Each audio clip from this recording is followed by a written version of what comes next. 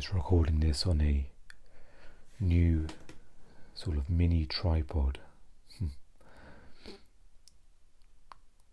I bought one for myself, and it was quite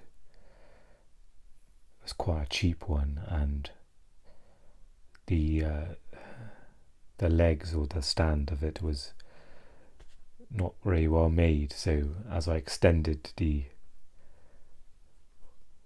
almost like a radio aerial, as it extends the holder, it just didn't balance. So thankfully there was someone gave me theirs, which they weren't using, and it's like a sort of a pocket-sized phone tripod that you can. So quite grateful that I can use this.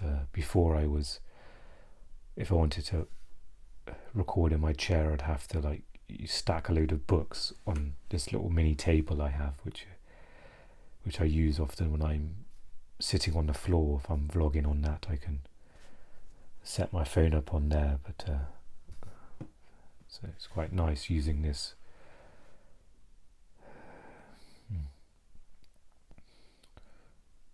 Seems like a lot's happened in the last week or so.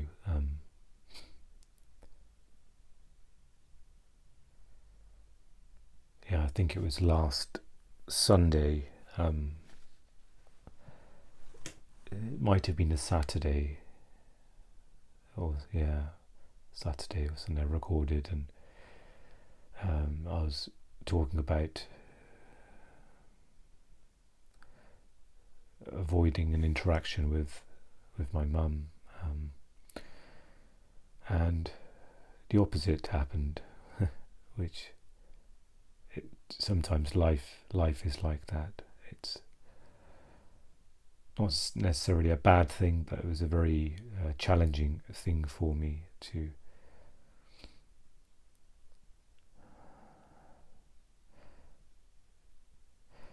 I think it was Sunday morning, the morning where perhaps there was almost an agreement that something will be dropped off for me on Sunday morning. So I went to the park with my rucksack packed, ready to kind of go to a cafe and to stay away from my place. And then I got a phone call from my mum, and in that moment I felt strong enough to pick up, and it was just a very difficult interaction for me. And it almost confirmed the reason why I tried to set out that boundary, that I can't, I couldn't see them because it was too much for me to absorb.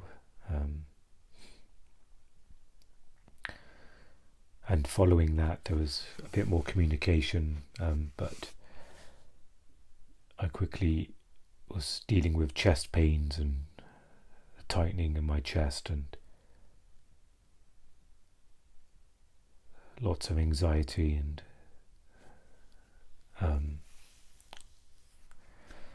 sometimes it can be really hard for someone to understand the effect they may have or the state of one's health.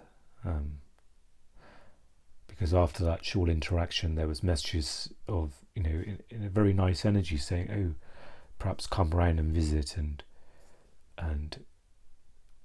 at every level of, trying to respond to these text messages and try and convey my health. It was just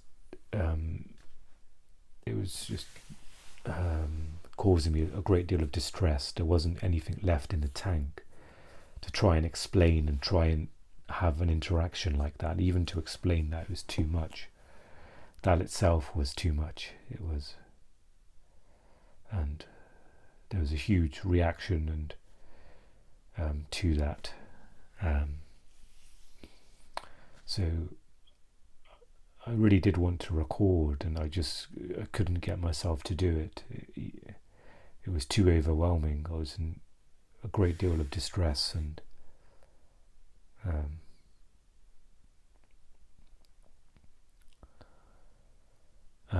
because I was in such a vulnerable state, there was yesterday I had to deal with like a small situation here, and there was a huge reaction to that, and I'm fairly sure there would have been a reaction anyway, but it was so magnified because I was already in a very difficult place. So it was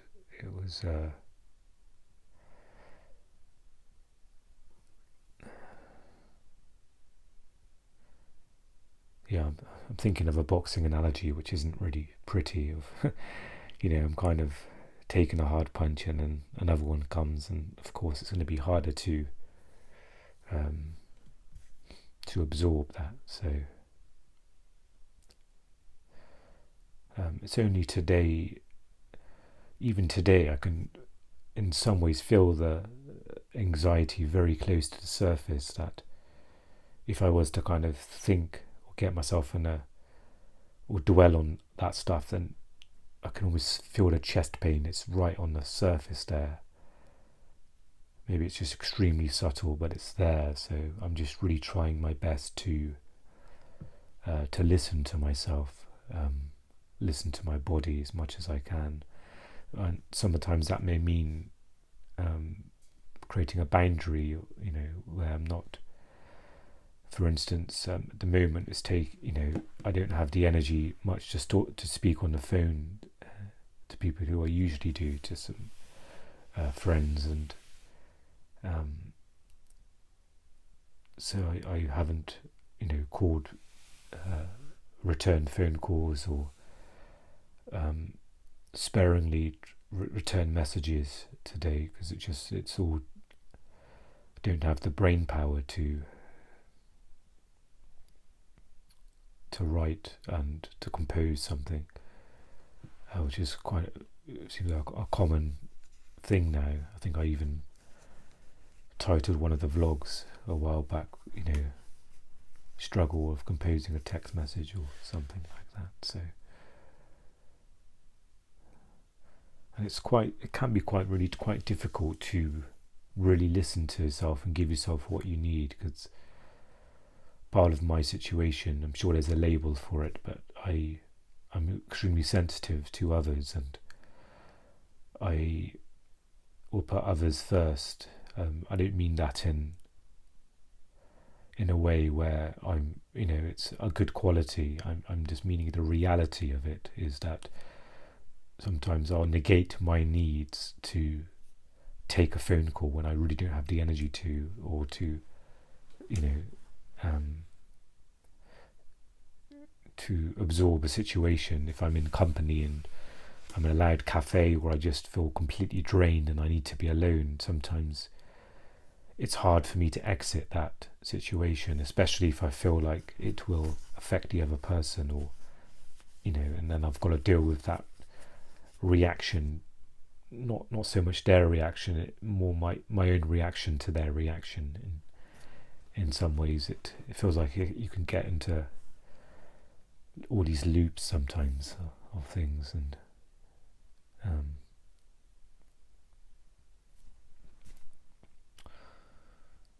so it's probably here and now I'm admitting, I'm sure I've said it to myself and I've thought it, but to really process that I've been through a difficult several days with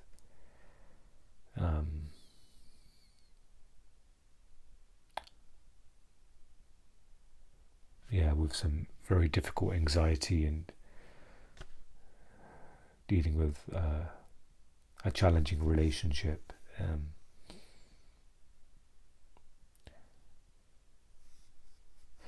And I kind of communicated to my mum that I'm going to write a letter to just explain, and also maybe ways that they can help understand me and understand my needs.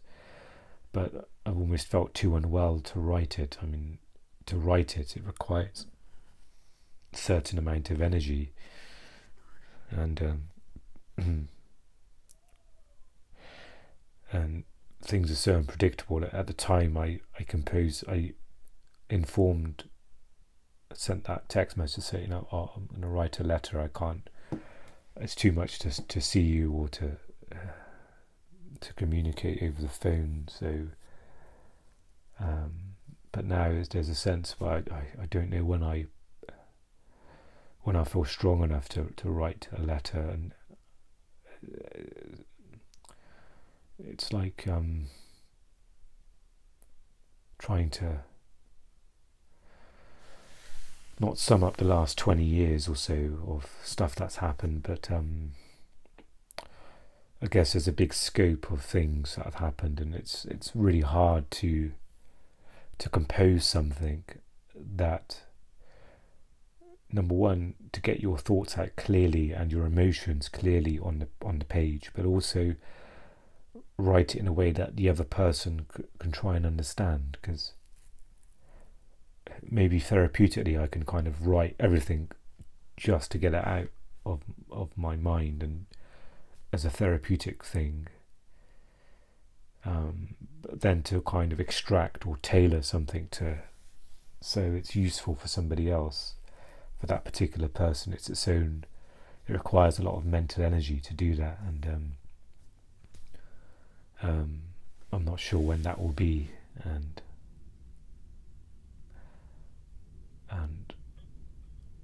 I don't want there to be any pressure or waiting,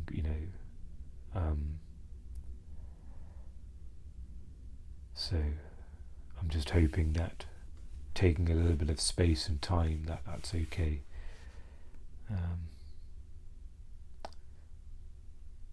One thing that's been really difficult again is just the writing, the lack of writing, the lack of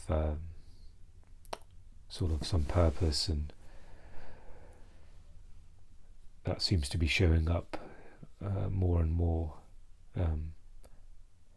It's a bit of just a painful reminder, because it feels like that it's not like I've in some ways chosen not to write. It's just that there's no choice anymore. So it's almost a bit of a painful reminder of things dwindling, my capabilities and things. So I'm doing my best to just try and accept in this moment there isn't the capability to write, and trying not to engage in a story about that.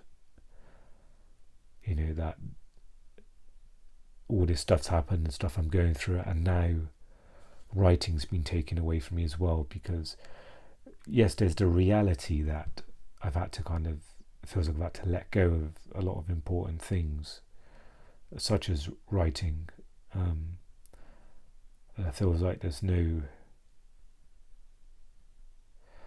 it's almost making it worse sometimes, and sometimes it could be natural just to dwell and to have like a moan and to feel bad, or to even grieve over something that has been such a huge part of your life, and the one thing that was keeping me above surface in really difficult times. That's often at times I could probably look at my life and think that's all I had. I didn't really have many close relationships, no kind of social circle or people,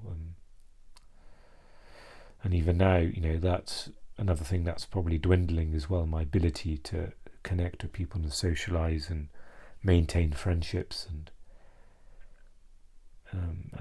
writing's another thing. So just those two things are quite a big deal and quite important, and I think because of the sort of spiritual sort of practice and the path I've thankfully, gratefully, that I'm still able to sort of include's the wrong word, but just carry out as a natural thing, where it's the path itself is extremely simple. So I'm kind of grateful I have that. Like just before recording this, I recorded a podcast episode, sort of discussing similar things about what I've been through, but in a more of a sort of spiritual framework of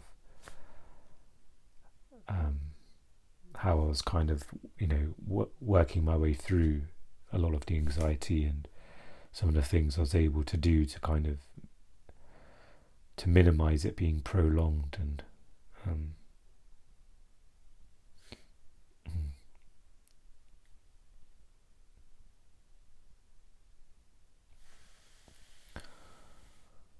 one thing that's noticed as well is just my perhaps being, I don't know if it's annoyed at myself, but just sometimes there's a sense, I'm sure lots of people can agree, that you just in some ways can't, sounds really harsh, but can't stand yourself in some ways, that you hear yourself talking and you just in some ways I'm trying to say to myself, be quiet, you're talking so much, and it's almost like an automatic pilot thing, and some of that comes out of being in distress and anxious, where sometimes you may just not be aware, I might not be aware of my talking, but sometimes I can really get on, just get on my own nerves in that sense, which sounds funny to say. And even, especially when I'm talking on the phone to somebody, I'm trying to be, trying to kind of be an active listener, and sometimes it just doesn't feel fake, but I just feel fed up with myself sometimes. This comes up in like spiritual teachings as well, to be fed up of yourself, that part of yourself that's, in your mind sort of thing. You've got like an image of yourself in your mind, and being fed up of that image, I guess, of who you think you are, which is you think you're the image of this person who's got these likes, these dislikes, and I won't go too much into that side, but of things on here, but there's a noticing of that as well, and I'm not sure what to do about that, because maybe there's not much to do about it. It's not in some ways that I need to change anything, because I feel like I'm conscious most of the time when I'm on the phone, so I'm listening to them, I'm trying to not interrupt them, which is something I struggle with still, but I'm trying to give them space and be an active listener, and maybe even rephrase what they've said to just things like that. But still I find myself just a bit fed up with myself a little bit. Maybe part of that is me just feeling I'm stretching myself too far with taking phone calls, or using my phone at times when I don't have the energy for a phone call, or to when someone wants to share something. I wonder if that has an increased adverse effect, or that comes up more, where things like that are, not like the sound, and being more aware of the sound of my voice and my mannerisms, and being super aware, hyper aware almost of that.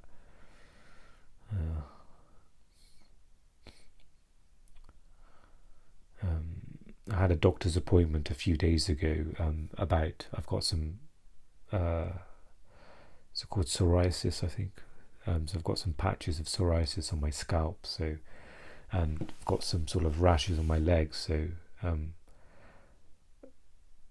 So while I was there, I meant it's only in that time I felt my legs being itchy, and it was a bit of a rash, and I showed the doctor that, and it was good to meet my doctor as well. This was the first time I met with the doctor since I'm not sure if I've shared it here, but I finally able to transfer to my local surgery, because I was still registered at my previous sort of flat I was living in, which is a fair distance away from here, especially walking, which is what I do predominantly. So it's good to kind of have that, and have like an allocated doctor that I've touched base with, and sort of started building that connection or relationship up with that person, so I can kind of go to that single point of contact, which is what I haven't had before in a very long time, especially since, especially with difficulties with my mental health. So it's good to kind of to meet them in person, and I was able to share with them the chest pain as well, and mention, that I was aware it's most likely anxiety, and so it was good to just share that, just so they are aware of my sort of vulnerability to dealing with stress, where those symptoms can be quite severe for me. I think I was asked a question again, which I've been asked several times by doctors, is how is there anything else we can do for you? And it almost feels like a bit of an overwhelming question, because I feel like I'm too unwell to try and think what I need. It's on one level it's a nice question, because for those who can, they may say, oh yeah, I really need this sort of help, and what I need that, how can I go about doing that? But for me, it's quite overwhelming, and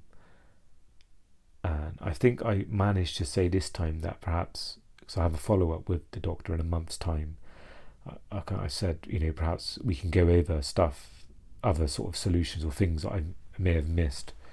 So it's me trying to say that I can't think of all the things that are available. Can you please sort of help me with that? Is there anything I'm missing, therapy or any other, she did offer a anxiety medication, so it was the first time where it's kind of a different medication than just an antidepressant, which sometimes it's used to help with anxiety, kind of lumped all into one.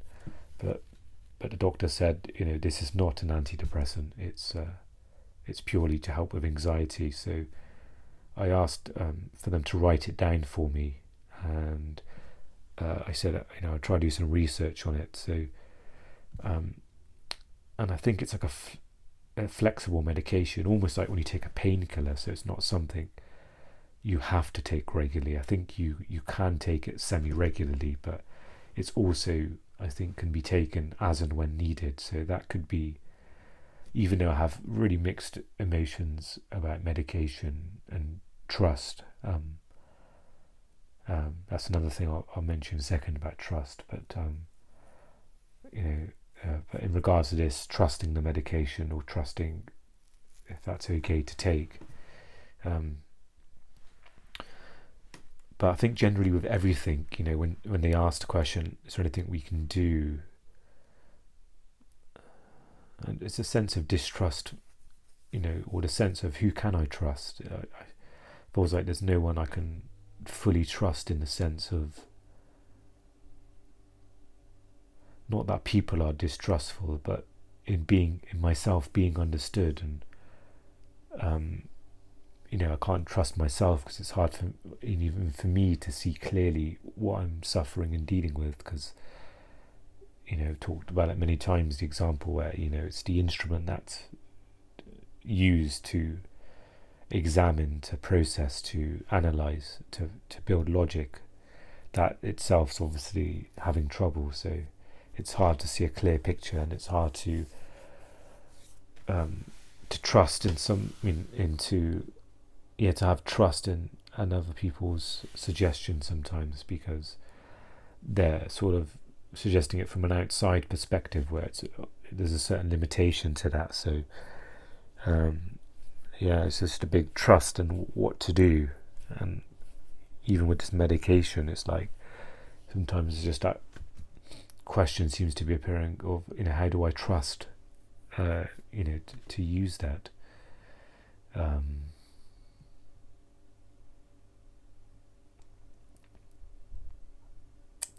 So yeah, it's all in a bit of a tangle, but that sort of came to mind in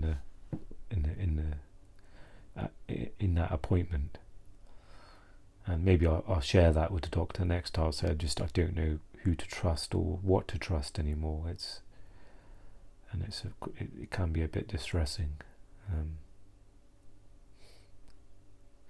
And with all this sort of anxiety and my severe symptoms, I was kind of thinking if I needed more support.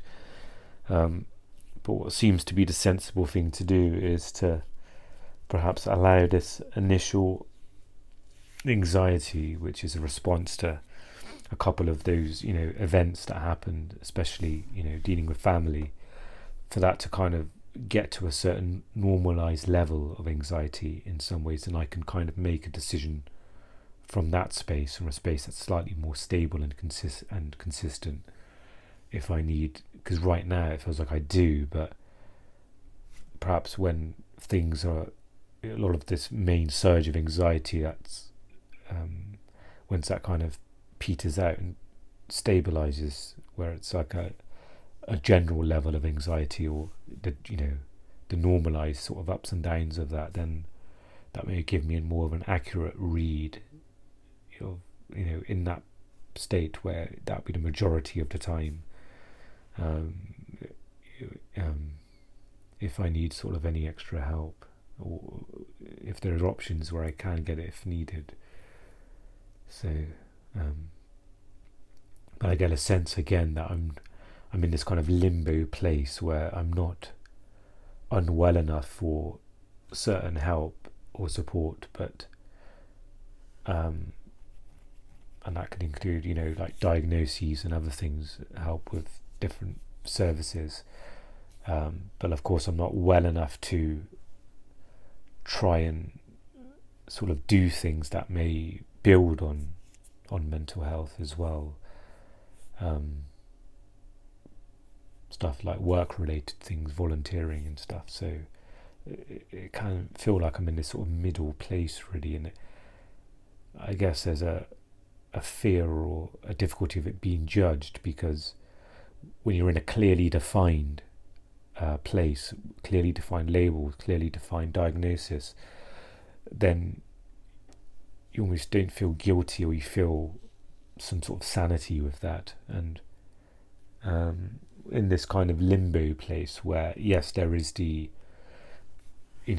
sort of confirmation that there is a diagnosis of depression and anxiety, but sometimes those words can seem so watered down nowadays, where it feels like everyone in some way is depressed or anxious. Of course that's not true, but it's either the word is confused sometimes, or it's obviously used in a very casual way, not and it's kind of interchangeable with chronic depression or chronic anxiety, where it's been there for for a decade, and it's at a very severe level, versus, but those kind of but that's not seen with those words. It's just like, those words, and that can, that covers all of the spectrums of everything. It's sort of, so it feels like this with family, with with parents sometimes, where it's seen in this way, where they, even with that short interaction I had, again there was the dialogue of, I've been depressed as well, and I know it's hard to do things, and again it feels like some things can just be belittled and simplified, when it's really not like that. Even though that is said, and sometimes the person may say, I understand it's more than that, but really the communication that's being received is not that. It's that the communication being received is that, no, this person has simplified that and made what you're going through, or what they've been through, they've kind of covered up what you're going through, to say, yeah, it's like as simple as a common cold, to say, oh yeah, I know what it's like to have a common cold, when it's really not like that. And often you can not doubt that it's not the same, but it's just again, it's like pouring water on the circuit boards. It's just like, you just feel like there's some malfunctioning going on. It's too much to respond to try and say something simple that what I'm going through is not necessarily what you've been through, and maybe there's a certain mutual understanding of a generalized definition of, okay, I can empathize with depression or anxiety to a certain degree, and that, of course, depression has got so many symptoms, and it's probably getting bigger and bigger, the symptoms and definitions and these spectrums with dealing with that mental health sort of condition. Same with anxiety as well, that it's becoming more and more nuanced and complex, that the more it is said that, oh yeah, I can understand what you're going through, it becomes more false in terms of that, or it becomes more of a trigger, a reaction, more lack of understanding, the opposite sometimes. So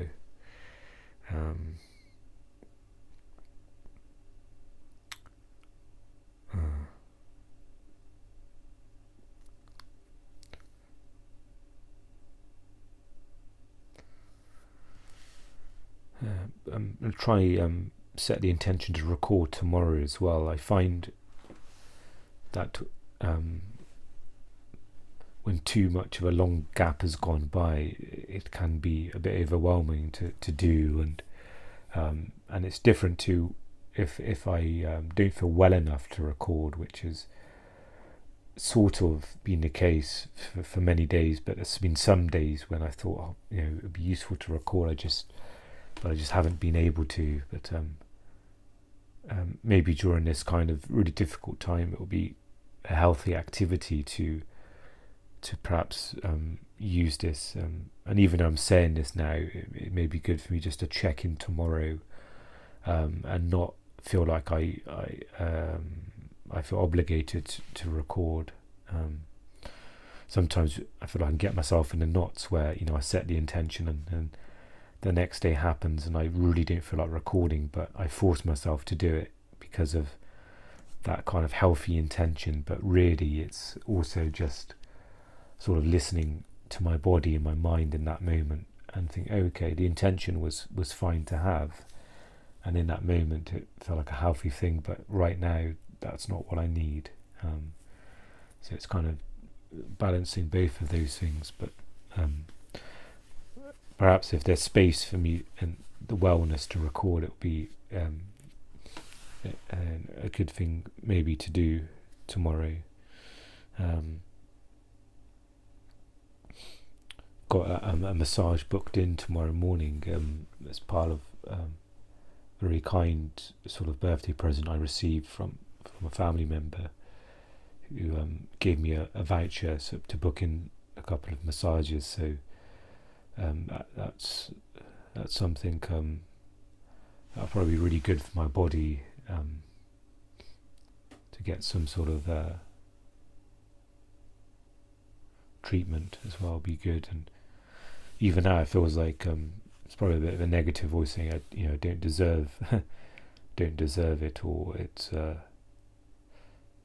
or feel guilty for that. I think there's a sense of when I'm feeling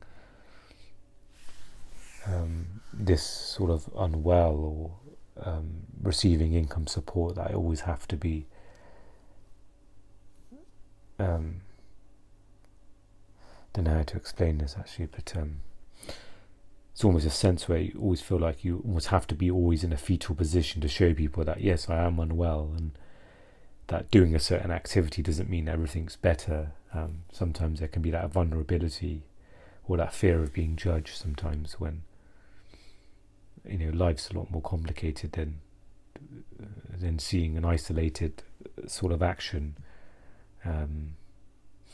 Like I could be out sort of shopping for clothes, and there'd be a moment of like joy and laughter, and someone may see those 10 seconds and think, there's nothing wrong with that guy, what's going on there? But sometimes it's just maybe it's part of my feeling of being unwell that makes me feel like I can't sort of do those things. I can't laugh, or I can't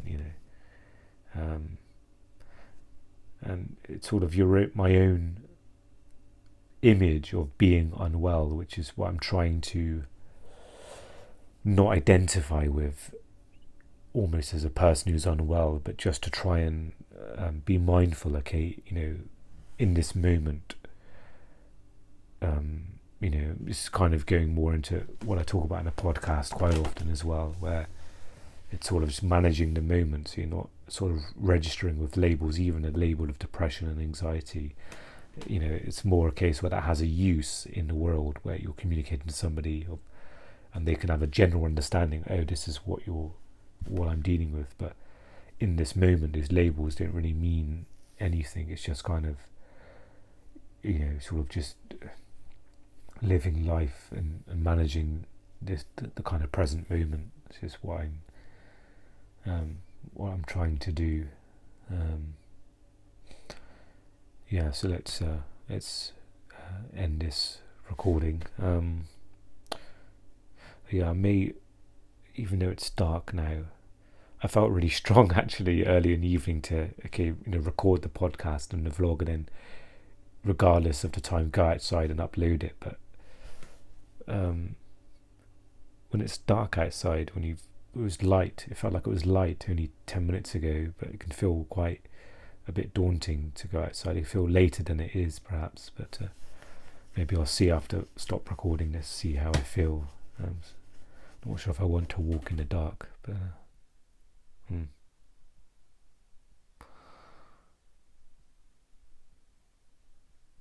maybe we'll see how things go. So maybe I just want to sum up the last a difficult several days, just to try and make sense of it myself and try and be honest with myself as well, and see things of how they are. That it has been a difficult several days. The body feels like it's been through a lot. It's still recovering, so I'm going to try and really try and be gentle and kind with myself in that way of and not put too much expectations on myself, knowing that I have to sort of recover. And I think I can start with just going to bed at a sensible time. I woke up this morning at 8 o'clock and I was really tired. It was one of those times where I was almost kind of half falling asleep again, and I was kind of thinking, should I just allow myself to sleep a bit more, because I'm really tired. But I kind of sort of the sleep hygiene kicked in a bit, and I thought, no, it's good to get up at this time and you allow you to be tired at a sensible time tonight, so I won't be awake at my bedtime. So hopefully this will start to pay off a little bit, this kind of consistent waking up and sort of consistent-ish time going to bed, where it's not I'm not trying to be too militant on the time, but somewhere around that time, as close as possible, would be useful. I'm going to start there, and maybe I'll record first thing in the morning, perhaps, or I'll see how tomorrow goes.